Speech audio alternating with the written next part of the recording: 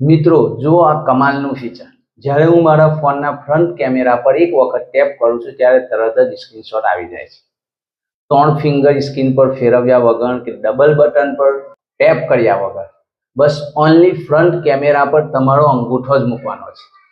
તમે પણ તમારા ફોનમાં સેટ કરી શકો છો. કેવી રીતે? ચાલો જાણીએ. સૌથી પહેલા પ્લે સ્ટોરમાંથી આ secret application action notes download કરો અને તેને ઓપન કરો. અહીં તમને સિંગલ ટચ, ડબલ ટચ અને લોંગ ટચ જેવા વિકલ્પો જોવા મળશે. હવે તેમાંના કોઈ પણ વિકલ્પ પર ટેપ કરો અને તમે જે એક્શન સેટ કરવા માંગો છો તે પસંદ કરો. જેવી રીતે કે મને સ્ક્રીનશોટ લેવાની વધારે જરૂરત પડે છે તો મેં સિંગલ ટચ સિલેક્ટ કરીને સ્ક્રીનશોટ વાળો વિકલ્પ પસંદ કર્યો છે. આ જ રીતે ડબલ ટચ અને લોંગ ટચ માટે પણ તમારી પસંદગી મુજબ ફંક્શન સેટ કરી શકો છો.